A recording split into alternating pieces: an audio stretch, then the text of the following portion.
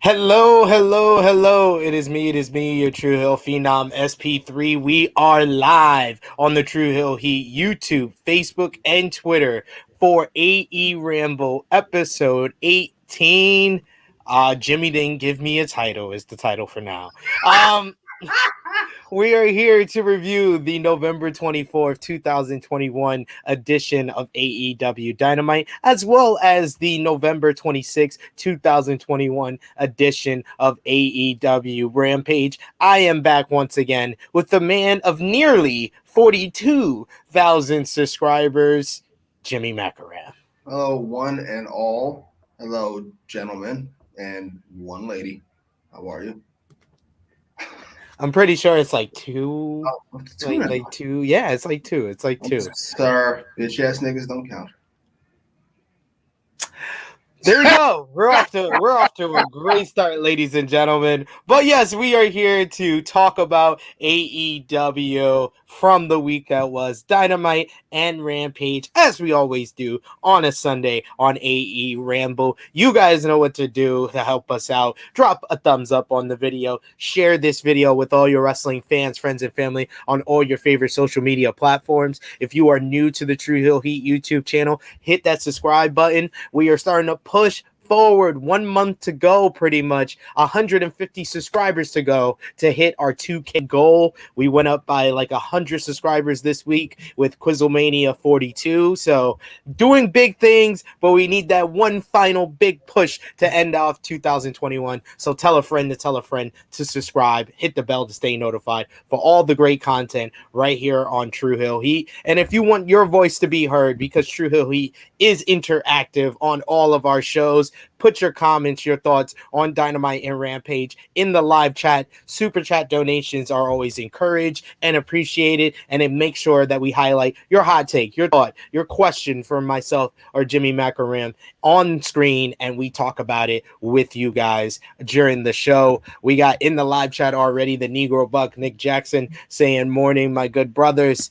Real Take Sports saying love to see it. Morning, fam. What's going on? We got Frantic World saying what's up, SP3, Jimmy, and chat. And yes, as per usual, Jimmy, we start off AEWramble with Dynamite, and I'm gonna ask, as per usual, one word to describe AEW Dynamite from November 24th, 2021, Thanksgiving Eve 2021. One word to describe it. Smoke. All smoke. It started off hot and heavy, and where there's smoke, there's usually fire, and we were in the fire starter itself of Chicago, Illinois on November 24th, Thanksgiving Eve. And boy, oh boy, did they start off hot. CM Punk comes out. We think we're going to get our usual match to start off Dynamite. CM Punk versus QT Marshall was on the docket, was scheduled for a contest. But no. It was Maxwell Jacob Freeman, MJF, interrupted, and we got what we wanted. We got what we've been asking for. The promo exchange to end all promo exchanges. MJF gets on the mic and he says that it doesn't feel good to be interrupted, does it, Punky Brewster? The crowd is chanting, shut the fuck up. MJF says no. He says last week was almost as bad as that time when Punk took his ball and went home. MJF brings up the pipe bomb, which was a great moment. The thing is, though, every MJF moment is the best moment because he isn't a one-trick pony. MJF respects Punk for everything he does, including being straight edge, though he can't believe that a straight edge man could look so much like a meth head. A meth addict. He says Punk has always been a big fish in a small pond on the mic, but now he's just a minnow. Now MJF is about to finish him faster than Punk's UFC career. Punk can drop all the pipe bombs he wants because MJF is dropping nukes. Smoke smoke session, as you said. Punk gets the mic and says he's disappointed in MJF. He thanks MJF for introducing him last week like a proper young man is supposed to do to his elders. And he found out that his name is Maxwell because Punk had thought it was just my jealous fan, and that's what MJF stood for. It seemed to get to MJF that Punk never brought him up when he was doing media, and that was by design because he didn't want to feed MJF's ego. Then last week he did the impossible by shutting up the great MJF by not saying a word. Now MJF comes out here with the low hanging fruit because he thinks he's somebody. Punk says in reality he's just a less famous Miz. Oh, low blow, foul on the play, foul on the play. Foul on the play by CM Punk. CM Punk with the Yo Mama joke. Foul on the play. Oh, MJF responds. He says, that is almost what he wanted, which is how you describe Punk's entire AEW run so far. The fans chant for the Miz as MJF is talking. He says, how Punk is nothing but nostalgia now, who hasn't done anything of note. He also mocks Punk's breath, which is probably because Punk has been kissing so much ass since he got to AEW. MJF would like to do a quick impression of Punk, which sees him being a robot who is very happy to just be just doing anything and everything. Punk has gone soft. His hair is gone gray. He looks like the one who needs to go to sleep. And he says that this isn't CM Punk because it's PG Punk. What happened to the renegade that MJF grew up on? Well, what happened to the guy to the guy that, dropped the pipe bomb? He said this guy in front of him might as well be teaching hustle, loyalty, and respect. Oh, MJF with the hit back and the shot in the ribs. Oh my God. He says the difference is that MJF can still see him, but why did Punk come back? Was it because Punk was too busy making comic books no one read or movies no one saw? In that other company, fans wanted to believe in Punk because he was being held down. Now he has the chance to be the number one guy, but he can't. Can he still do it? MJF is born for this, and every wrestling promoter's dream. Punk always claimed that someone held him down, whether it was the You Can't See Me man or the King of Kings, but MJF is just better than him, and he knows it. Punk says that there is some truth in what MJF said because he was a bit scared when he got here to AEW. He isn't scared anymore though because he was selling out MSG when MJF was marking out to Rosie O'Donnell. Oh, again, another shot to the ribs. MJF has talked his way into a college his parents can't afford. MJF is another guy who talks too much, just like Punk did, but Punk can back it up without his backup. Punk came here and beat Darby Allin without the need of a ring, while MJF brags about being one of the four pillars. The thing is, MJF has been talking so much that he doesn't even realize that he's been replaced by Britt Baker. MJF talks about being number two, but he isn't going to be number one until Tony Khan has a daughter that he can marry. Another big shot on the ropes. MJF's on the rope. Punk is ready to fight. He says that we've been wasting the people's time. MJF takes his jacket off and then he just bails. Oh my God. Orgasmic. An all-timer. Just when Punk and Kingston we're doing their acceptance speech for the best promo exchange of 2021 with 6 weeks to go. Punk and MJF said, "Give me that." Yeah. What was your thoughts, Jimmy? I was so excited. Once MJF music hit, I whatever happened then, I was gonna be fine with. MJF went to the announce table. If MJF walked up to him and said nothing and walked away, if they had a decent promo exchange, I was gonna be happy. because this is what I wanted. It's almost impossible to over deliver here, and somehow they did. I must say, listen, all the lines were splendid, but if it was the scripts, the only line I might get rid of is the line of the promo, which is the Miz line, because that one is on the rougher side. That one is a bit much. That one hurts. All the others you can kind of shake off. We all know Punk, UFC stuff is rough. The Go Baker thing is just accurate. It is what it is. He shouldn't replace MJF, but you can take Jungle Boy or Sam. You can take your pick. One of them. Let me take it. Which other's the other one? The Triple H line is hilarious. Punk does look like a meth head. I'm sorry. I love Punk, but come on, man. But the Miz line it's rough. Do we want MJF compared to the Miz in front of 1 million people watching? Do we want that? No, I love it so much because it's just like it's you know what works about it for me? It's a line MJF would have said to MJF. This is true.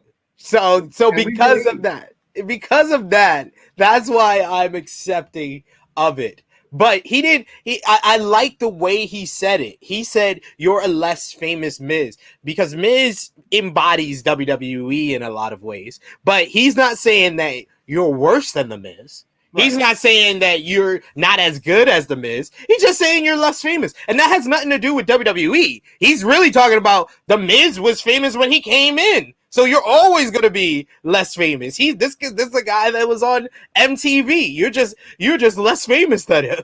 I don't hate that. Explanation. That's why I accept it. If he would have said it a different way, I would be on your same boat and be like, that's a little too rough. MJF's reaction, by the way, I could see what he mouthed. It looked like motherfucker. Punk said something about something. I didn't see what Punk said back. Marjo, there you go. I see Goat Baker, another one. You're replacing Cash in the group. You replace Cash in the Goat Baker Club.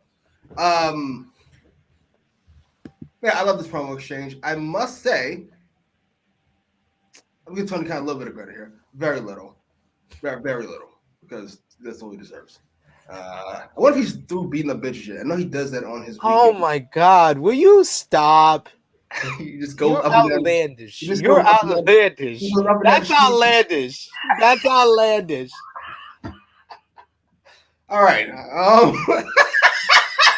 I'm joking. I'm sure he's. You really aren't, but I know he doesn't. Look at him. Have you seen him? Who's he beating up? He's not beating up anybody. I must say he does seem to understand his personnel at the very least, because if you remember, pre-Punk, we didn't get very many of these in-ring promo exchanges at all, and now that he has the horses to do it, he appears to be willing to do it with almost everybody. Jericho does it on a weekly basis. You got Punk and Kingston. You've got Punk and MJF. You've got Dragon and whoever the guy is that week. I'm here for it, and I think it's a nice change of pace. I don't want to say it's a WWE thing because that started way before WWE, but I enjoy it. Yeah, because if this was WWE, we probably been a little bit annoyed with the fact they were opening with a opening promo. I think it's the fact that AEW doesn't do this, why this stands out. This will be memorable for a lot of people. I can see a lot of people saying like this is one of the best promos of the year because what tends to happen, all the great promos and matches that happen in the first half of the year, people tend to forget when it comes to the end of year awards. And because this happened on Thanksgiving Eve, it's gonna have that recency bias where people are just like, no, this was the best thing that I saw all year. But I mean, just off this promo alone, just because they did this promo now, it makes me believe that we're getting the match a lot sooner than I thought they would. I thought off of last week's segment that we were going to get this match at Revolution on a pay-per-view. And I thought, yeah, perfect. But now I'm thinking that they're going to do it on TV. I don't know if they do it on the TBS debut or if they do it on Battle of the Belts on January 8th in Charlotte. Those are two, I guess. Those are two potential ones where I could see them going through it. But they could also do like they got Pinnacle members for him to go through. You could do something like he versus Shawn Spears at Winter is Coming. He versus Wardlow at Battle of the Belts, and then he versus MJF at Revolution. That's how I would do it. I want that match on pay-per-view. I want it on pay-per-view. You can't have this promo and then wait. How long's Revolution? It's in the beginning of March 6th. Listen, there's zero chance of that happening. I'm sorry. He's like, I know this ain't WWE. They're a little bit more patient with the payoffs here, but you just did this promo. You're gonna have to do a fight pretty soon. So I get it. I do get it. How long has this promo been anticipated? Since Punk said he was coming back. Yes, and I can't think of a promo I waited for longer. That went, oh shit, it's happening right now. Off the top of my head, to be fair, I don't watch wrestling that often, but I think the last time I was like that, as far as like a promo exchange, I think Kingston and Punk, Moxley and Kingston before Full Gear last year. See, I can't go Moxley Kingston because that promo is when I went, oh, Kingston could just do this whenever he wants. Oh, okay, now I'm with you. But he can do this on the daily. Okay. Yes. I just talk. Oh, stop it. Always get distracted. I love it. Frantic World saying I can see MJF on the challenge. I could totally see that. That's really in character, by the way. Ninja Mortis, Hook Gang is in the house. We got Nick Jackson saying Hooker mount up. Yeah, absolutely. I love it. Margel says Winter is Coming looks nice. I don't know any matches for it. Ninja Mortis says Shawn Spears needs a big win before that. He's looking weak. That's his point. He is Cody Rhodes and Ted DiBiase in Legacy. He is Tully and Arn if they're versing one of Ric Flair's rivals on television. They're just there to job to the guy that is about to verse MJF. That's just I'm not mad at that. He deserves that, but I don't want to see you versus Punk. Sorry, not interested. I mean, I'm not interested in either. But 10 minutes, by the way, with CM Punk. Hey.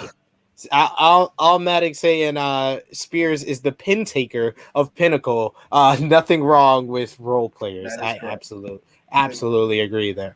But next up, after MJF left, QT Marshall came out, and that's where we have Punk versus QT Marshall. This match went a lot longer than I thought it would. This match went nearly 11 minutes. Punk Marshall got a little bit of offense, hitting a spirit bomb for two before shoving Punk in the face a few times. That's enough to get the fans right behind Punk. He hits Marshall in the face, swinging neckbreaker into a short arm clothesline, sets up the top rope elbow drop, and Punk finishes Marshall with the GTS for the win. What did you think of QT Marshall going 11 minutes with CM Punk? What did I think? Last week, on this very show, I would assume around this time. Yes, it was. I was told that I was overreacting.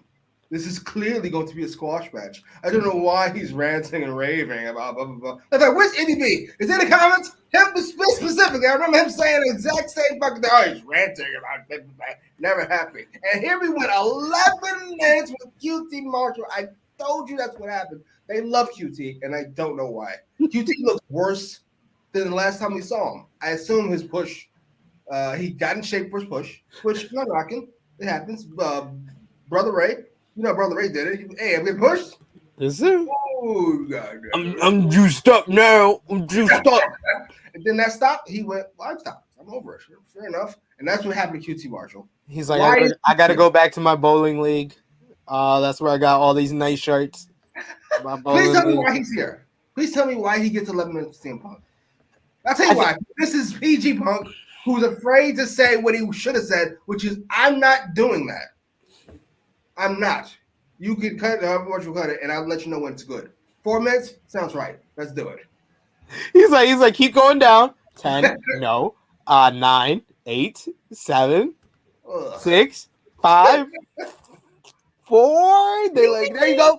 Ding, ding, ding. There you go. That's correct. That's about the time that I expected. I will say I was a little bit confused on why this went so long. Then I heard somebody who came up. The AEW fans always got an explanation. Yes.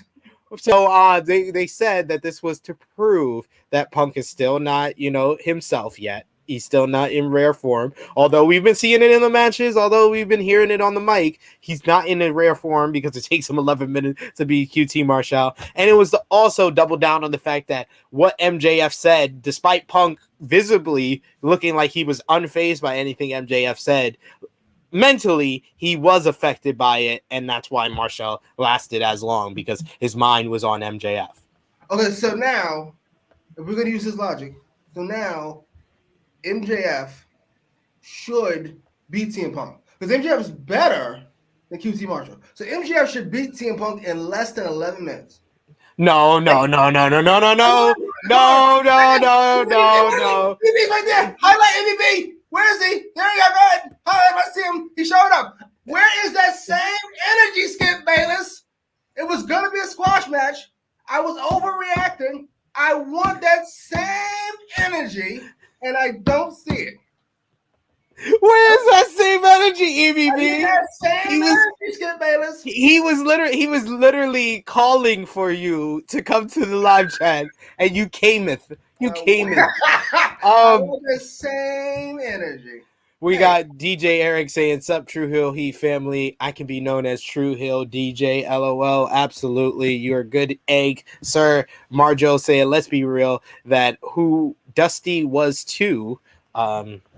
Okay. 11-minute classic. Clearly.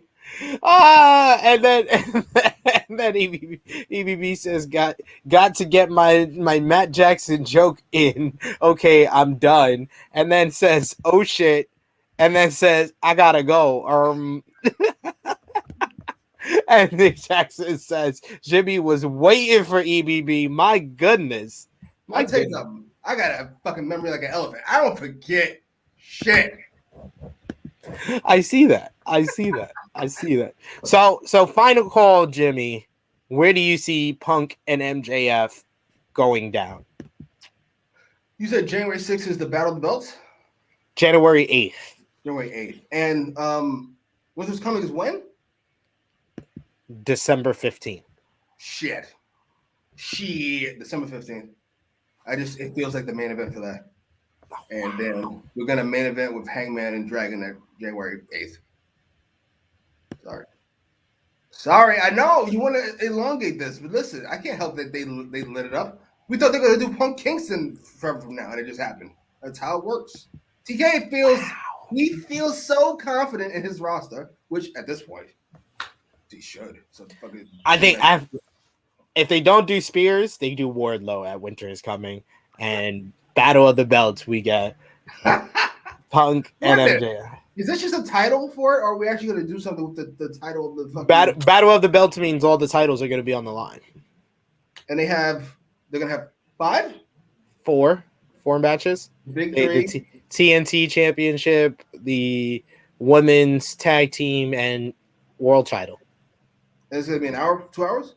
I think I heard 1 hour, but I'm thinking it's 2 hours if all the titles are going to be on the line, because it's an hour. That four could work. Yeah, I don't see how we get what did you say? A Punk MJF match on no. I can see the TBS debut on January 5th. Actually, that could be the main event. The main event. Okay, you know what? The main event of the TBS debut. I could see that more. Yeah. Well, we shall see. But yes, great promo exchange, an all-timer to kick off the show. Then a decent match if it was against anyone but QT Marshall. Next up, we see that we see Christian Cage is excited that Jurassic Express are the number one contenders to the tag team titles. They've been here before, but never with Christian behind them. He's going to make sure that they win the titles, and this felt like we were the closest we've been so far to Christian Cage turning on Jurassic Express. It did feel that way.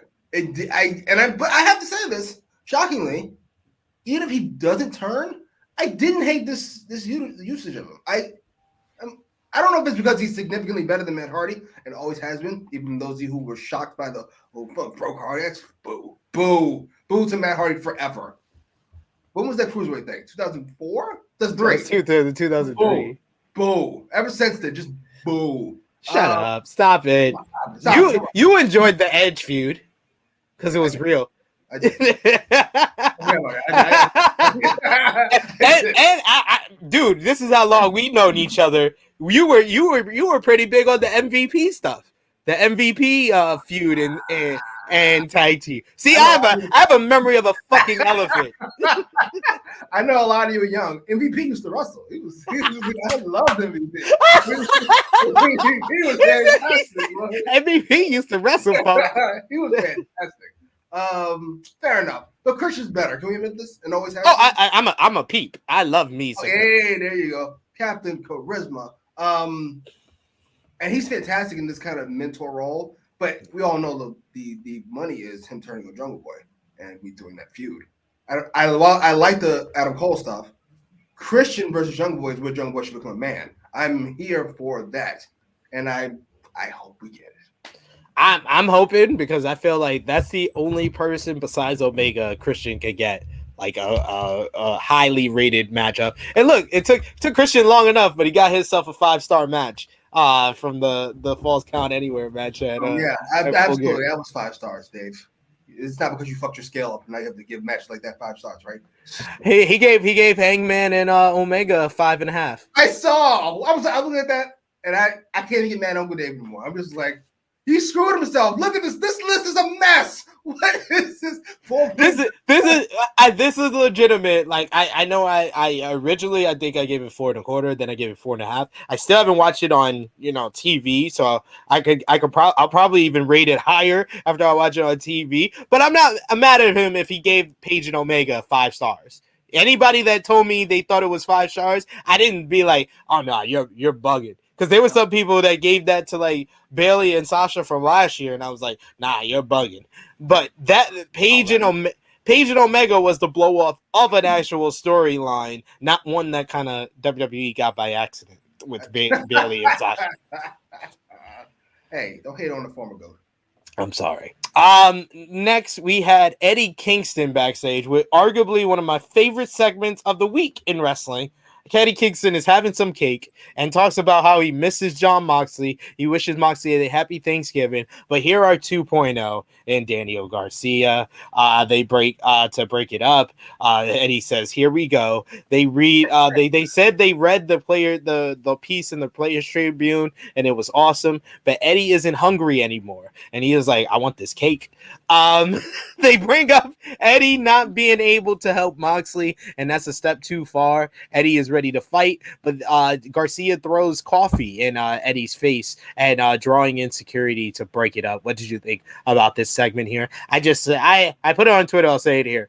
Just Eddie Kingston in any scenario feels like the most realist segment I've seen in professional wrestling. Yes, that my exact thoughts exactly. Plus, you would think that would make him kind of. I hate seeing Batman against aliens or things like this because it kind of just ruins the whole thing for me. It's super realistic. Yeah. And something that's not. But somehow, Eddie can just make it all work because 2.0 are aliens. They are clearly caricatures. They are cornballs. They are carny, essentially. Yes. And very carny. I love it. But it shouldn't work with Eddie Kingston. And it does. They've been my favorite feud the last 2 weeks. I've been watching them more than anybody else. I'm sorry, I just have. Lovely stuff. We got DJ Eric in the live chat saying what's up to Nick Jackson. He says, I know if I faced SP3 in wrestling trivia game, it would be a tough challenge, and SP3 would probably pull the W out. I guess he didn't watch AEW this week. He's talking about he's talking about the trivia challenge because I smoked Team Rick Ucchino over on the Sportskeeda Wrestling YouTube channel. EBB saying sup to a couple of folks in the live chat. I love the community we have. Everybody saying hi to one another. Automatic saying maybe first TBS title defense as well. Belts? Yeah. Yeah, maybe. Nick Jackson says, I think this could be Punk's first extended feud, talking about the MJF feud. I'd love to. That, sir. Yes, they do. Don't do that because I'm pretty sure we're all still waiting for Cody versus MJF 2, which we all would have bet our left nut we were going to get, and they moved the fuck on. Or Punk versus Kingston 2, but we're all Kingston versus fucking Miro 2. But no, we just move on because we're done. They're not going to go to it immediately after. They're going to go to it a year or two after. I need a match. Nope, sir. We got some love from Alan Weinstein saying SP3 Big Jim. What's good? Hope you both had a wonderful Turkey Day. Hope you had a great Thanksgiving as well. Alan, Nick Jackson saying Christian Cage heel turn coming to a TV screen near you. EBB says what I'm thinking is they'll do a roundabout situation like they've been doing the past couple of years. MJF versus Punk now. The winner faces Hangman down the line and gets the title rematch at All Out. Sir, I could see that. You are banned from all guesses after you guessed the squash match for goddamn QT Marshall. We've never been paying attention the last so fucking long. We got Nick Jackson saying, not gonna lie, that's a bit much for Dave. 5 stars is enough. Talking about Paige and Omega. We got DJ Eric admitting, he said, I missed all wrestling this week because of work and doing family stuff. That's a good reason. That's a good reason. Is it? EBB says, if we don't see Eddie eating cake in peace on Dynamite, I will not be happy. Absolutely. Absolutely. To end the show at some point, him just calmly eating cake like it's a goddamn episode of Sopranos or something.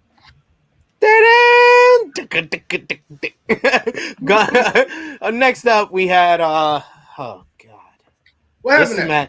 This match should have been on AEW Dark, but it was the Gun Club of Billy and Colton versus Bear Country. Only went about 2 minutes. Very quick. Colt 45 from Colton on the smaller Bear. Got the victory. Post-match, here is Sting. Billy sends Austin after him. But out of nowhere, like a fucking dart, Darby Allin charges out of the tunnel, hits him with a tackle, and that would make Monty Brown jealous. It was a pounce, period. Sting and Darby clear the ring and stand tall. What did you think? I think Tony Khan stinks. He won't let me like him. He refused to let me, and I appreciate it, sir. So I do enjoy treating you as you deserve. This to me felt like, this feels like?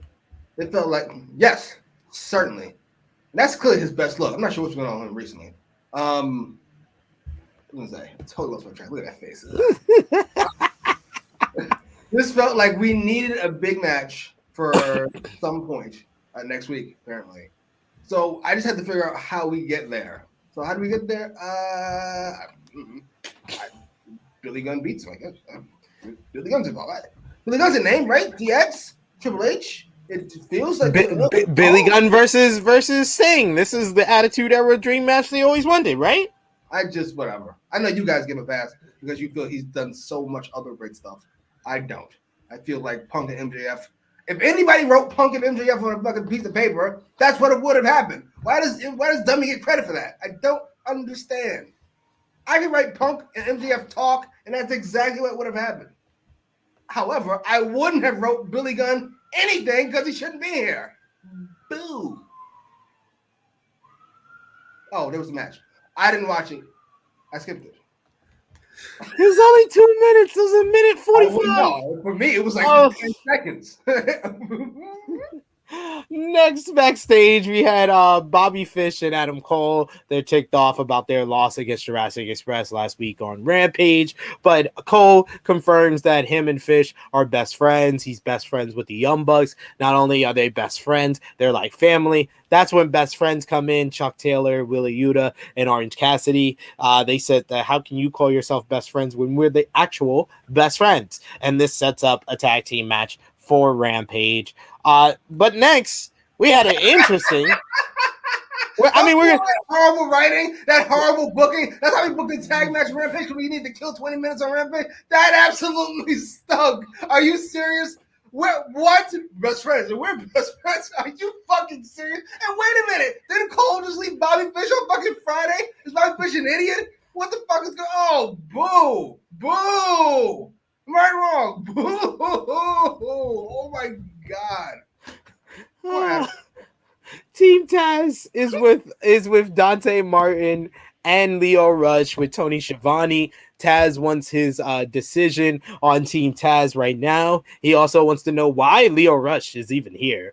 With Rush saying any of Martin's business is his business too. Rush goes to take the pen away from Martin, but Dante signs anyway, officially joining Taz, Team Taz, and he grabs a Dorito from our boy Hook. Hook Nation! Hook, that's the biggest sign of a heel turn is when you take a snack from the motherfucking Hook. The king of this shit, Hook. But yes, what did you think about Dante? Yes, personal. Me and that's all. Only I can call him, not a y'all. But yeah, what did you think about Dante joining Team Taz? I'm very concerned. I was hoping he wrote "fuck you" or whatever on the paper, but it feels like he really joined Team Taz. I think this is a bad idea. If he gets Team Taz more play, I'm okay with it. If he gets Dante a bigger push, I'm okay with it. This feels like a bad long-term decision for Dante, who's a fantastic babyface. His offense screams babyface. His babyface screams babyface. He's a babyface. This is how this works. And the Leo thing was working. It was. Not Tony Khan in particular. I'm going to give a writer, whoever it is, Tony or not, a pass. I'm going to assume this is part of a bigger thing, but I doubt it. I mean, I have faith in AEW because they do inspire some faith, more faith than any other promotion right now. But that this is part of a long-term thing. Maybe this is a part of a ruse because I totally agree with you. Him and Leo were working. They were getting over big time as a babyface team to the point that I could see them against the Lucha Bros for the tag team titles. So this was not the best time to do this. And like you said, Dante is just a natural babyface. Just look at his face. It looks like he has a baby face. So it doesn't make too much sense for him to join Team Taz. But maybe this is just a chapter in the longer story of Leo and Dante versus Team Taz. Maybe his brother comes back. Maybe Leo brings the brother back. Hey. Oh, there you go. To convince him to come to his side. And then we get a trios match. Team Taz with Hook making his debut against Top Flight and Leo Rush. Oh my God. 5 stars. Alan Weinstein says long-term storytelling. Cannot wait for heel Christian Cage. We got Nick Jackson saying, bruh, Darby just annihilated Austin Gunn. He really did. He really just took him out. Billy Gunn is the only one from DX that is still wrestling. Wow. That is so gross. Very. And then super chat donation from our boy EBB, the great EBB, saying, here's some money to say, I wish we get QT versus Matt Hardy for 30 minutes just to piss you off. Thank you, EBB. We get QT versus Matt Hardy. I guarantee you it'll go closer to 30 than it'll go to 5. I guarantee it. Ugh. Matt Hardy working with I feel like I stepped in something.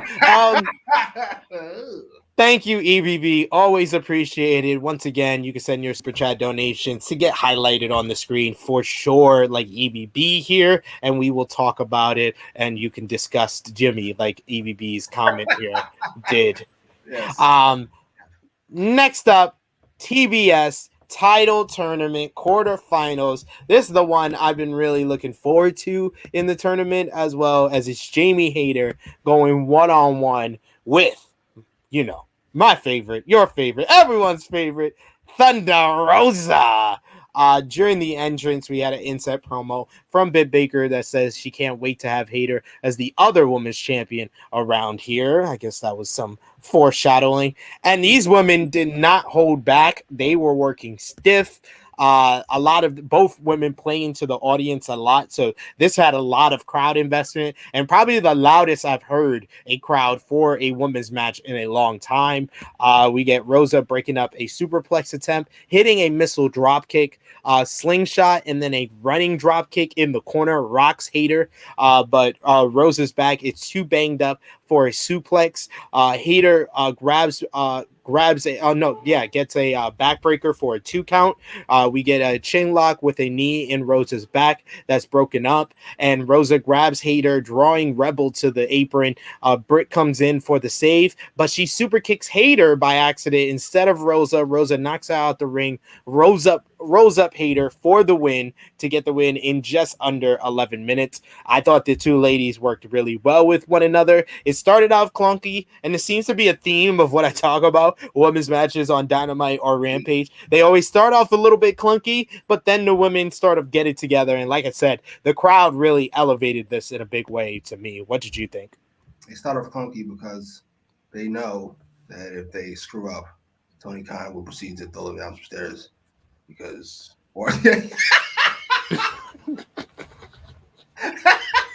I'm sorry. I lucky him, that died down pretty quick. I don't know when it still brings it up.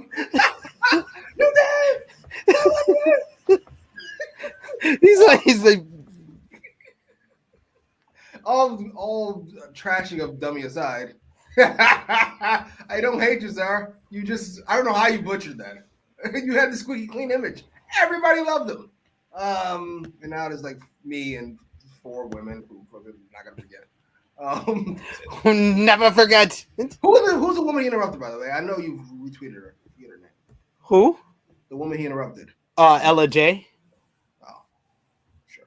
I guess so. Sounds good. Cool. Yeah, it's a great name. Yeah.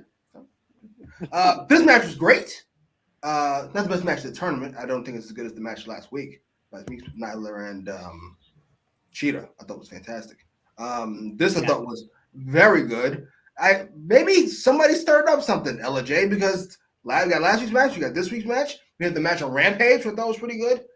I just feel like, let me calm down. You get Go Big invested here. Jamie Hayter, to me, this is the best she's looked since she's been in AEW. And that's no accident happened with Thunder Rosa, who is splendid. The secondary pillar of this women's division. Clearly. She's the best in ring. Let's give Thunder Rosa that. She's the best in ring performer. Yes, and I'm not sure. You have to tell me how stiff she works before, but it appears like Go Baker has established a stiffness in this division. Yeah, I will say one thing. Because there's not many times that I could say this when someone in AEW is in the ring with Thunder Rosa, but there are certain things that Jamie Hayter is better at than Thunder Rosa that I saw during this matchup. The strike exchange, Jamie Hayter was laying in those forearms. Like, she's really good and a bit better than Thunder Rosa at that. And Thunder Rosa is pretty good at it as well, but I feel like Hayter is just a little bit better, and that says a lot because Thunder Rosa is an MMA fighter. So if she's throwing in the strikes that look better than Thunder Rosa, Jamie Hayter has a lot of potential. That's why I although the finish is similar to what you would see in WWE with, the distraction of the referee, interference, getting involved, I feel like they're setting up the seeds for something bigger down the line, as what we saw on Rampage was a good follow-up. Yes, I would say these two are potential opponents. One of them is definitely an opponent for Go Baker. We know Thunder Rosa is fighting Go Baker. We got to see this. It has to happen. And I got to be honest, Hayter looks really good to me. First of all, with her since she came back, she's all glammed up. You forget she's a big motherfucker. Like, she's significantly bigger than Thunder Rosa was. And I love the way she works. She said very stiff. I wouldn't mind if when Go Baker has to turn face. It has to happen at some point. If Hayter is the first one up, or is the cause of it, I'd be okay with that too. Wouldn't mind it at all. And I'm looking forward to Thunder Rosa versus Jade Cargill. It might be Jade's best match Really? yet. It might be Jade's best match yet when they face each other. Next up, you had Daniel Garcia in 2.0 interrupt Chris Jericho in the back. So he threatens them with Eddie Kingston violence. If he then makes SpongeBob SquarePants jokes about Matt Lee's head, saying that it's the shape of a cube. He says that they're going to get some Jericho knuckle sandwiches, and the villains bail as Jericho seems to have a new target, and we would see that followed up on Rampage. Speaking of Rampage, Tony Schiavone is having Thanksgiving dinner with Britt Baker and Rebel. This is Britt Baker's Friendsgiving special. As it was promoted. Britt is backstage with her two best friends, Tony Schiavone and Rebel, talking about the things that she's thankful for, that she's thankful she is still the women's champion. But then Tony interrupts and says he loves them both, but he has some bad news. We see video of Riho not being eliminated from the Casino Battle Royale. Therefore, Tony Khan has signed Riho in a Black Friday deal match with Baker. If Riho wins, she gets a future title shot. And Baker says Rosa she says that Rosa can go to the mall, or Riho can go to the mall if she wants a Black Friday deal, and Tony is not invited to Christmas. No, we're not doing the DMD. You ruined it. What did you think about this little Friendsgiving segment? I thought it was a lot more quick and to the point and effective in the way they did it than what I thought they were going to give us. I was fine with it. I thought it was good. I wouldn't have minded it being like another short segment earlier. Maybe showing Hater they're happy, then we have the match, and then Hater not there at all would work too. But what do I know? I don't write the show. You sound like you want to. We should also show this. That was a great picture. I saw that on Go Baker's Instagram. That's fantastic. All I want for Christmas is some DMD. That's what Tony's face says to me. Adam's face says, "Don't let him see the DMD." Next up, we had a match I was looking forward to. Bryan Danielson is here, and that means heel American Dragon is here, and he's here to face Colt Cabana in Chicago, Illinois. Danielson isn't waiting here. He takes Cabana down into a cross arm breaker. Later on, Cabana is back up with the flip-flop and fly, but the flying apple he misses. Instead, Danielson hits the running corner drop kick, but Cabana breaks it up with the belly to belly superplex. Then we get Cabana hits a moonsault for a 2 count, but Danielson takes him down again, a bunch of stomps to the head, and then he locks on the LeBeau lock to a knocked out Cabana after flexing the Nate Diaz flex before he did it. And then he gets the victory in just over 5 minutes. So a lot faster than I thought it would be, but these guys hit each other hard. This was stiff to the point. And Bryan Danielson was so hard and stiff, he knocked out fucking Cabana's tooth. Oh my God, you're going to get your fucking tooth kicked out. Post-match, Danielson calls the fans fickle for booing him. Danielson has heard that some of the Dark Order is from Atlanta, and he'll love to kick their heads in next week. But this leads to our good old AEW World Champion Hangman Page coming out, and he's in his ring gear. He's ready to defend the title right here, right now, which Danielson calls coward shit because he just had a match. Page isn't leaving Chicago without a fight, so Danielson slaps him. We get into a little tussle, a little brawl breaks out. Page gets the upper hand. He goes for the buckshot, but Danielson bails before Hangman can hit it. What did you think about Danielson and Cabana in their match and the post-match angle with Danielson and Page? How long did Dragon and Colt Cabana go? You said a little over 5 minutes? 5 minutes and 4 seconds. Okay, so we're going to have QT Marshall for twice this time. But the American Dragon and Colt Cabana, you know what? These two men that went to 60 minutes to the Broadway in Ring of Honor. I wouldn't have been. You know what Tony Khan would say? What? Those goddamn women, they went over their time. It's a garbage. You there? Why don't we switch the times with QT Marshall and do 10 minutes here? Well, you know what? Whatever. Fair enough. The match was good. Dragon's on a rampage. It's the Dark Order, so I'm not going to complain too much. I'm here for Dragon going nuts on everybody. I even liked after the match, Dragon weaseling his way out of fighting Hangman. I wrestled already. You wrestled for 12 seconds. You can wrestle fucking Hangman. That's coward shit. I love that line. That was a great line. I do like the difference between him and MJF. MJF rolls out the ring immediately. Dragon's here for a fight, so they tussle a little bit, and then all right, I lost that one. It's time to go. I'm keeping this feud. It's simple, but it's effective. I like the fact that you brought up MJF because I feel like I don't remember in the history of AEW, it's only been 2-3 years, but I don't remember them coming off of a pay-per-view and having two smoking hot feuds in 2 weeks with Punk and MJF and Page and Danielson. I don't remember them coming off because they had Danielson and Omega coming out of All Out, but nothing felt as hot as that coming out of All Out.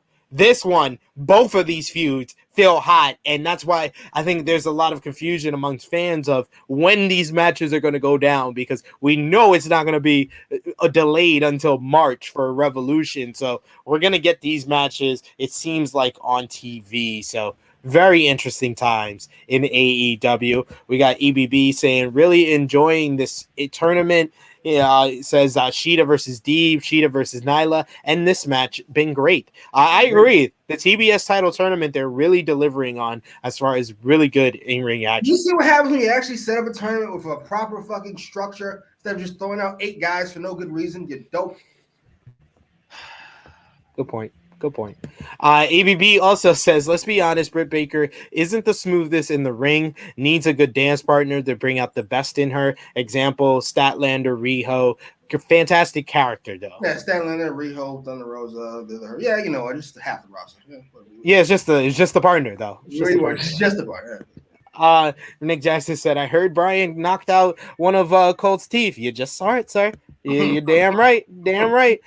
Frantic World says, I can't wait to see Bryan Danielson versus Preston Vance. We're actually going to get Allen 5 Angels versus Bryan Danielson in Atlanta, Georgia. So that should be interesting. What do you think about that matchup? I hope it goes the same amount of time as this matchup. I'm here for Dragon just running through the Dark Order, hopefully taking out a different body part of each of them. You get the first one, I have concussion. You knock tooth out of this one. He should rip the other one's leg off and fling it around. Then Tony Khan could beat the woman to death with it. Yeah. This gentleman, this is my friend, ladies and gentlemen. I just want to say that this is my friend. This is my friend. But I'm not in control of the things that he says, ladies and gentlemen. I'm barely in control of the things I say. And that says it all. Ladies and gentlemen. But yes, we then got a video package hyping up Ruby Soho versus Chris Statlander. That's going down on Dynamite this coming week. Any predictions? First of all, I love how Statlander is somehow the dance partner with fucking Go Baker. Like Statlander. I love Statlander. Fantastic athlete. But really? It's like, don't get me started. Yeah. I expect I don't know. With those two, Soho's been unimpressed with me in her run. Though she seems to have gotten better with each match. With Statlander, I feel like this could be great or this could be a clunky mess. Soho's winning, obviously. These video packages have done nothing to convince me otherwise. But yeah. I hope it gets enough time. And we don't have to cut it for a Jericho promo or something. Hopefully not. Let's hope that's not the direction they're going with here. And then finally, we have the main event of the evening, 8-man tag team action. It was Malachi Black teaming up with Andrade El Idolo, teaming up with FTR to versus the team of Pac, the Lucha Bros, and of course, Homelander, Cody Rhodes. This one was all action. I thought that they structured this very well with, the tag teams going at it with the Lucha Bros and FTR, as well as, Pac mixing it up with Dax Harwood, giving us a little bit of that matchup that we both loved a couple of weeks back. We got a little bit of Andrade and Cody in the ring as well. Andrade ripping his pants and having to go to the trunks. I think it was an improvement on his look, honestly. Yeah, it's a good look. I thought it was really good. I thought it worked for him. Cody final cuts Black and throws his belt out of the ring. The belt then gets thrown back towards the ring, almost hits Aubrey Edwards. It was kind of scary at that point. Cody eventually gets the belt back. He then eventually hits a big move on Black and throws down the belt again, only to kick Pac in the face by mistake. Andrade lays out Cody, but charges into a heck of over the head, belly to belly suplex into the corner. We get a face off with Arn and Tully. They get into the ring for a legend showdown between the two men. We then get Jose comes in and tries to break it up, so they both punch him in the face. What? Crazy stuff. We then get FTR gets in to chase Anderson away, but Phoenix makes the save. Penta hits some sling blades on FTR. We get big dives by the Lucha Bros on FTR on the floor. Back in the ring, Black gives the miss to Pac. That sets up Andrade to hit the Hammerlock DDT to get the victory for the heels, and they win this big 8-man tag team main event on Thanksgiving Eve. What did you think about the main event here? This was all over the place. I blame Cody for that. It's pretty usual. I must say, first of all, before I forget, AEW fans made me sick. Because did you see all the comments after they threw that belt back? Oh, it hit Aubrey and it could have been hurt and fans are the worst. He literally throws the belt into a crowd of people every fucking week. How is that not dangerous? But this is dangerous? Dangerous. Cody, you got to get it together, sir. Man of the people. Yes, he could injure a different person every week. That aside, I thought the match was fine for what it was. Ironically, it might have been match of the night. And I'm downplaying a little bit. It was fun. It was a mess, but it was fun. A lot of stuff made no sense. Almost everything Cody did. Arn and Tully getting into the ring, just like getting into the ring. It was like one of those like the Beat It, like when they did the knife fight. Yes, like that. Like you knew they weren't gonna go. You knew they weren't gonna go at each other, but it was just like, we're just gonna pop the crowd with this. And then Tully, being the tactical genius that he is, for some reason punches Jose. What? He was on your side. What are you doing? That aside, there was some high spots. The belt being thrown back being number one. Cody tagging himself in, they getting jumped by all 4 members. Hilarious. They're like before it was like, are they self-aware or are they? They're self-aware. They wouldn't. There's no way you would book a guy you want to get cheered like you book Cody Rhodes. Said, came in and immediately got stomped out. It was hilarious. That's my favorite. That's my favorite match part of the night. I thought the right people went over. I thought after Rampage, I don't think this show ended the way it should have. If you were going to do that angle right the fuck after, but that was fine. Finish was fine. Match of the night, though, it did feel inconsequential. So we're able to use. That is a fair assessment. I agree with you. To get that out the way, that is my match of the night as well, the main event. Let us know in the live chat your MVP, your LVP, your match of the night, and what you rate Dynamite this week. Let's do MVP, Jimmy. Who do you give the MVP to? Yeah, I'm not doing a tie. I'm gonna go Punk. Not only did he bring the smoke, like MJF brought the smoke, he then brought us back around to a real feud. Well, you need Wardlow, and you need this one, you need that one. I just see just what he does. Punk is fantastic. Like, okay, so MJF has had numerous tremendous promos. Yeah. He's had great, like, promos on his own with the babyface standing up to him. The babyface doesn't really need to interact or engage with him. They just stand up to him and they look good. And it's overall a great segment. Or the babyface says one line, and that's the one line that they need to say to MJF. This was the first time, in my opinion, MJF had a memorable all-timer promo exchange with someone else. I don't think he really has had that yet in AEW, and he had it here. Although I give it a 10-9 round to CM Punk in the promo battle, MVP is MJF for his performance. Okay. LVP, who you giving this to, Jimmy? I want to go a week without giving it to Tony Khan or Cody Rhodes. So I'm going to go with QT Marshall, who was clearly unprepared for the moment. Let himself go. Let himself a go. I'm all out of here. I'm gonna go with the Gun Club. They don't need to be on my TV, and they're gonna be on my TV again next week on Dynamite. So they don't need to be on my TV against Bear Country. That's for damn sure. I like Bear Country, but not against the Gun Club. That's the difference. And put your thumbs in the middle. Thumbs up or thumbs down for AEW Dynamite for November 24th, 2021. In 3, 2, 1. Thumbs up once again. Out of 10, what did you give the show? That Punk and MJF carried the night. That's rough. I'll go 8. I'm going to go 8.5 out of 10. Go 8.5 out of 10. All-timer opening segment. Really fun. A blast of a main event, as well as the stuff with Paige and Danielson. Just all fun stuff all around. But we got to get to Rampage next. Let's highlight a few comments here. Nick Jackson says, I'm waiting for Bryan versus Silver. 100% agree with you there. Ooh. Yes. Roxy says, love Death Triangle. I want Pac to get some gold too, though. I think the trio, they should be the first trios champions if they're still together by then. Oh, if we even do that, even though we should let go of this weird open challenge that we have for the fucking TNT Championship, we just have to be a mid-card title and pretend it's not. Who's more hated, Cody in AEW or John Cena at ECW?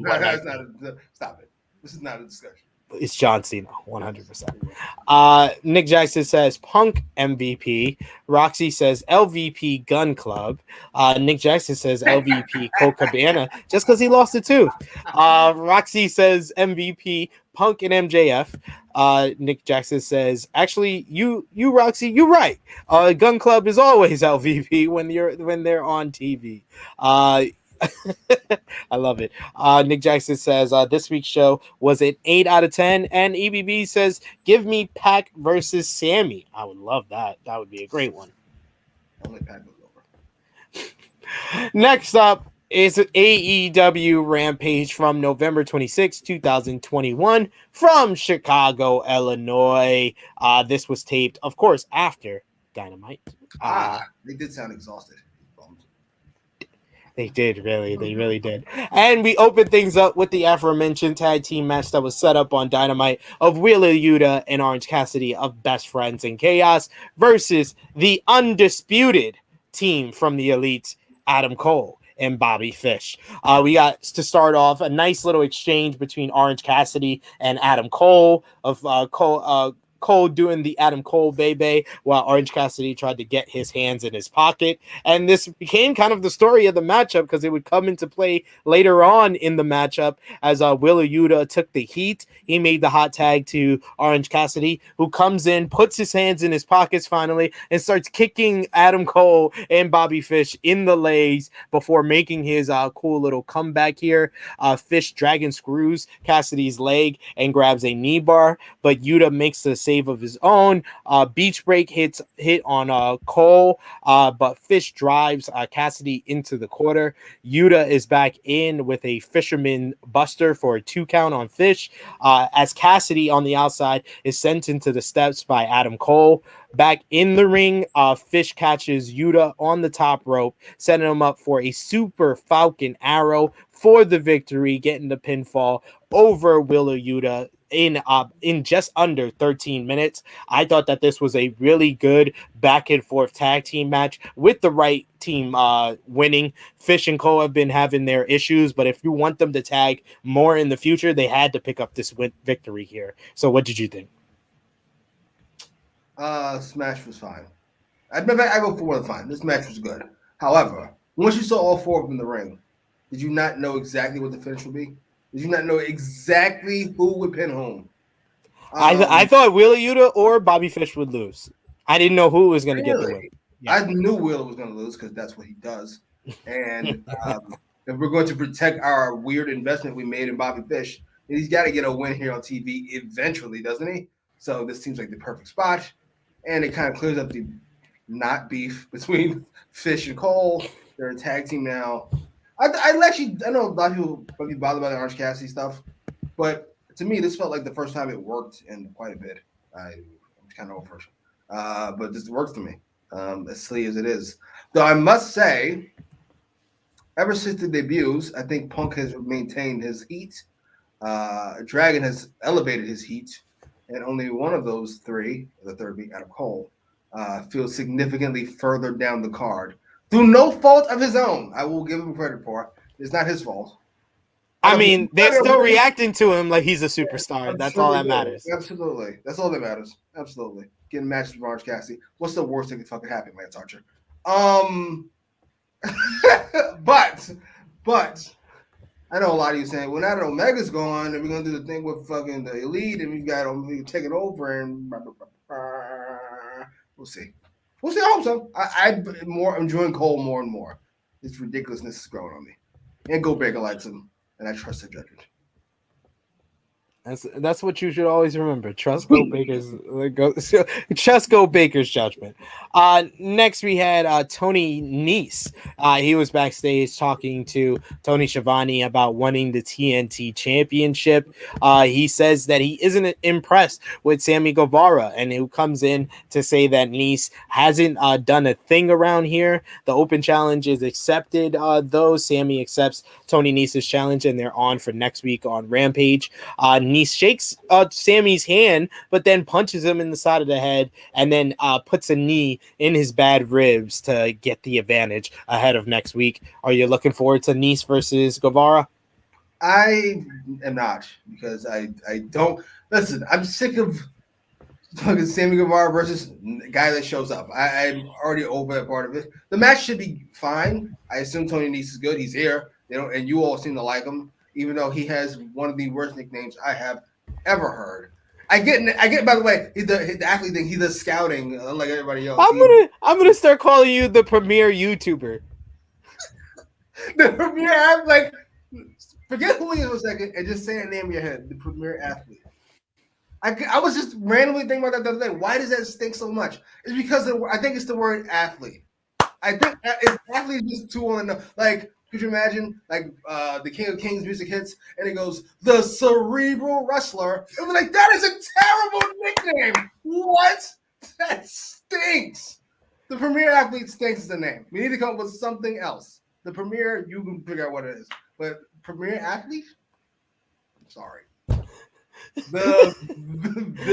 I've never heard you have such a problem with somebody's nickname. It's hilarious. Isn't that awful? The evil villain. Like, what? Get rid of that. Get rid of that. Well, I like the cheap shot. I like the stepping on his ribs, which apparently hurt. I'm here for it. Yeah, it's the same ribs he hurt during the Minneapolis street fight. So I like it.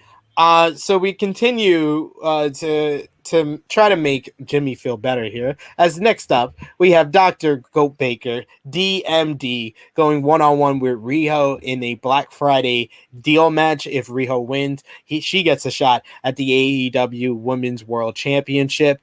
I thought that this was one that didn't start off clunky. They had a good flow with one another. Huh? Really? Go ahead. Go bigger. She's not as smooth in the ring as the other two people. Somehow she's not clunky. I wonder why. Goat. That works. But the action, Rio makes her comeback. She gets sent into the corner for a running knee. Rio misses the top rope double stomp, and Go Baker hits air raid crash for 2 count. A Northern Light suplex gives Rio another 2. Now the top rope double stomp for another near fall. Baker avoids the running knee in the corner and tries for the fisherman's neck breaker, only to get it countered so smoothly, might I add, because Rio don't get enough credit. I know we give Goat Baker, this is the goat, this is a Goat Baker, basically a stand account for Goat Baker on this YouTube channel. But Rio is one woman that does not get enough respect for what she does in the ring. She does it so smoothly. She gets people behind her. These fans that were obviously tired from going through Dynamite and then having to sit through Rampage as well, they got behind Rio, and Rio picked up the victory, surprising Go Baker the first time she's lost non-title one-on-one match since she won the AEW Women's World Championship. So once again, I will repeat this for anyone who needs to hear it. Non-title matches are not the problem with WWE. It's the amount of times they do it, and the amount of times that the champion loses is what's the issue. When you do it right, when you have your champion win multiple non-title matches and then eventually lose a non-title match, it means more. And this was a big win for Rio. What did you think? I thought this was a little good match. I felt like they didn't go to the final where they could have. I'm going to assume that's because we have another match coming up. Rio, to me, yes, she is fantastic. And she's adorable. She really is. A perfect baby face, especially against Go Baker, who first of all towers over her, and then secondly wrestles like an ass. Her punches feel mean. All of her mannerisms are like, she's like a bad person. I love her, but you can just feel it. Like, that character is perfect. And then there's the cheating. Everything she does, and even her crew now, Hater in particular, feel very stiff. That choking in the corner felt rough. The stomps against the bottom ring post felt rough. Like, Jesus, she all right? And the Rio's fucking 12 pounds. I'm not sure how I feel about that. And I like the finish. I don't know how I feel about the Go Baker never beating Rio story that Dummy was trying to push. Maybe we save that for. But it's true. It's true. She beat her. She beat her in her first title defense of the AEW Women's World Champion when she was champion Rio. She beat her. That wasn't her. That was Britt Baker. True. But she also beat her on January 1st in a fatal 4-way. She pinned her, and now she pins her here. And all 3 times it was with a roll-up. She's never even hit her finisher on Britt Baker. She just keeps rolling her up. Yeah, I don't mind the story. I don't like it in this match. I'm here for it happening next time they fight. Like, that should be the thing. It's in Go Baker's head that she can't beat this midget. It could be fun. I'm here for it. We got EBB saying the TNT Championship been an open challenge its entire run. What's wrong with it? How much time you got there, buddy? I'll tell you. When the match happens, you know exactly who's going to win. That's what's wrong with it. Jay Lethal versus Sammy. Who's going to win? Third. Sammy? Miro versus El Fuego. Who's going to win? Third. Miro? What? Now this move, Tony Nese. Who's going to win? I don't know. Let me fucking sit here and think about it for a second. Sammy? Like, come on, what are we doing here? That's why. Tony was fine because he was fucking bringing in people. And I'm like, you gave me Eddie Kingston, which means you got to pass until recently. It's been about 2 years now. Passes are out. But come on. We got Nick Justice saying, great to see Riho back on TV. He also says, y'all see Britt versus Riho at Battle of the Belts. What do you say, Jimmy? Shit. That feels really... January 8th? Yeah. Shit. I can see winter is coming, actually. Yeah, that feels a little far away for that kind of match. I think winter is coming would be the best time to do it. EBB saying, well said, SP3 for my Riho. They love your Riho stuff here. Hey, Riho deserves the love, man. She don't get enough of it. So I gotta stand at the front line for her. 2.0 and Daniel Garcia are ready for Eddie Kingston and promise to be all serious. And Kingston tells them to shut up because they're not ready for him. Oh my God, Eddie Kingston. Just in even this. He just stands out. He just stands out. And my God, what the fuck did we just watch with this main event? Eddie Kingston going one-on-one with Daniel Garcia. There was backdrop suplexes on the head. There was exploder suplexes on the head. There was grappling on the ground that did not look like wrestling. It looked like two people fighting during Black Friday. This was scrappy. This was gritty. This was everything you would imagine from two New Yorkers who have a problem with each other fighting it out. Kingston fights back, but his knee keeps giving out as Garcia has been working on it throughout the match. The slug out goes to Kingston, but Garcia blasts him with a running clothesline. Garcia knees him in the face, only to be caught with a Saito suplex right on his fucking head. Then Eddie misses the first spinning back fist, but smartly does another immediately after to get the pin to win in 15 minutes. I thought that this was a great main event. The Eddie Kingston has been delivering. More importantly, Daniel Garcia, 23 years old. My God, this is one of the guys that I can say legitimately may be the future of AEW. What did you think? I have the exact same thought, and I think Eddie sees that too, because he went 15 minutes with fucking Eddie Garcia, with fucking Danny. What's his name? Daniel Garcia. I was about to call him Danny. Like we're fucking friends on a first name basis. Danny Garcia, come on, man. You know Danny Garcia from Up the Block. Come on. Oh, wait, that's Rock's ex-wife's name, right? Probably. Main event was fantastic. I love this match. I love the way it was set up.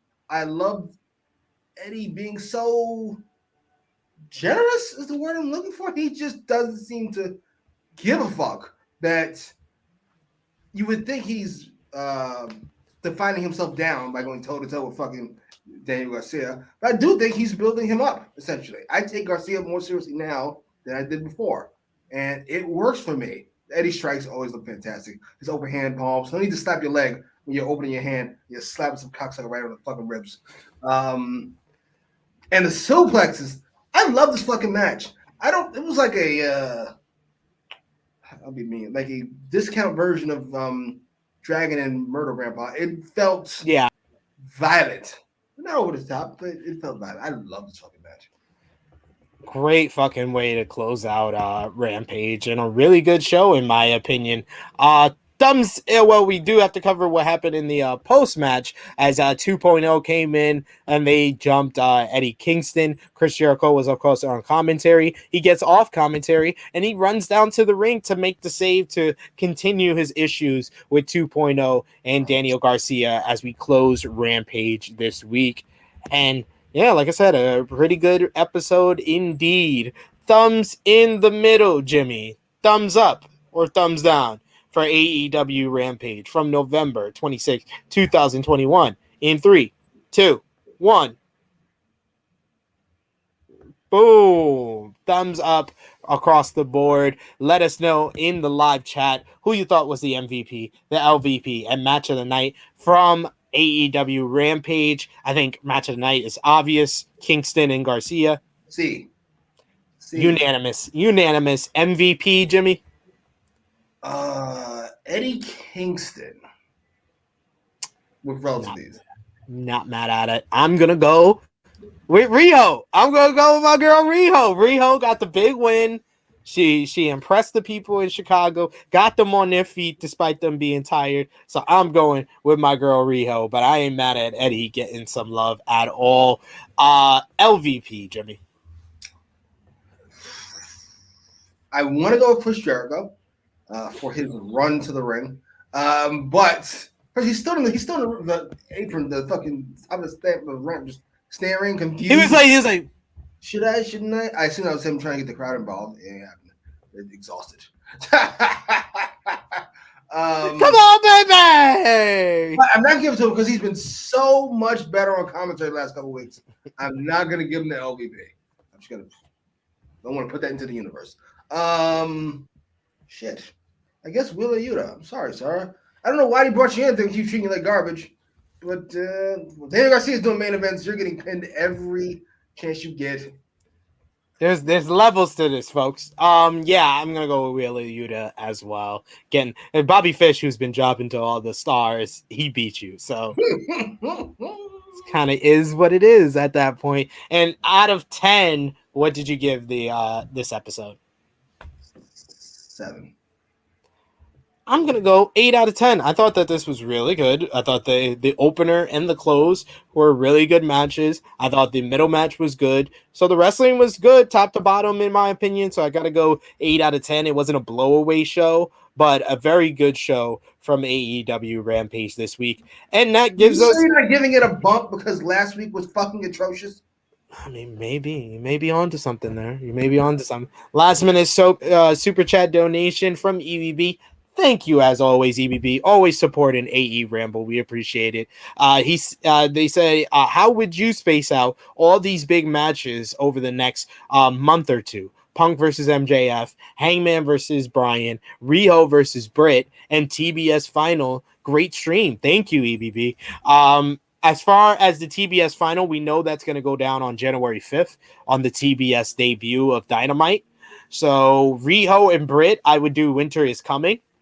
Punk and MJF, that's the one I would do at Revolution. And I'm back on it. I'm back on because we just thought about Battle of the Belts. If they're defending all the titles, there's no room for Punk and MJF. So I'm back on Revolution. Back on that. Back to that. Winter is coming. Do Wardlow, Punk, and then drag it out longer. Hangman and Bryan, I would do at Battle of the Belts on January 8th. Okay. Hangman versus Bryan is Battle of the Belts. Punk versus MJF, I can see that on the first TBS show. Actually, where we're going? Fuck it. I'm gonna say this. You go down for me back. Hangman versus Bryan is happening at Winter is Coming. Whoa. It's happening at Winter is Coming. It is. I can see that because the week before is in Long Island, and I think that's where they're gonna do Bryan and Silver. Ooh. Because that's Silver's hometown. That could be fun if that's the show that breaks Hangman's back. Hangman does something really. He's gotten worse, Hangman. Dragon's gotten worse every week. You fuck one guy up, knock this guy's tooth out. He'll fucking do something awful to fucking Silver. Shave his beard. Because they always wanted him to do that in WWE. Oh my god. He becomes what he hates. Oh my god, that'd be fantastic. I'm here for it. Go ahead, Dragon. I'm with it. Thank you for that last minute super chat, EBB. We always appreciate you in the live chat. Huh? Rivers Riho at the belts? I said Winter is Coming. I just call her Britt? I apologize. Get that Dr. Go Baker DMD. I think Winter is Coming does need a big title match, and I think that would be it. Okay. Not mad. All right, so yes, that brings us to a close on AEWramble episode 18. Jimmy, you want to tell the people where they can find you on YouTube, on social media, and I think you got a video with me on your YouTube channel right now? This is true. At Jimmy Macram, we watched the first episode of Hawkeye, bro. It was fantastic, bro. Fantastic show. It was good. At Jimmy Macram on the Twitter and on the Instagram and on the YouTube. And I'm not really on that because wrestling fans bother me. But I might get back on there anytime. Just stay tuned. Anytime.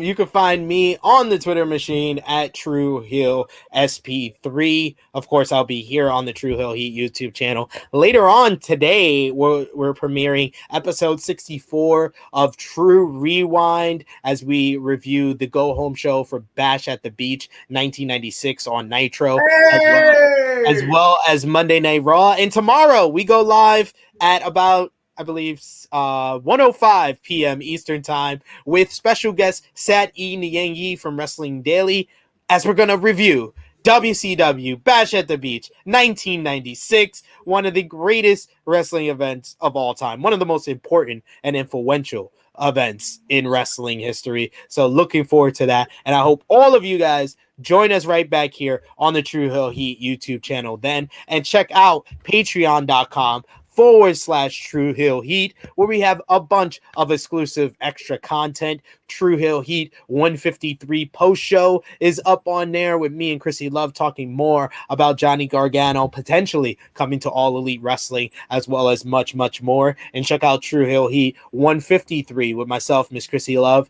and special guest Jarrett Bailey as we discuss Johnny Gargano's contract status, the fallout from Survivor Series, AEW Dynamite, and a fan jumping the rail in Brooklyn to attack Seth Rollins, plus much, much more. So me and Jimmy will be back here next week for AEWramble episode 19.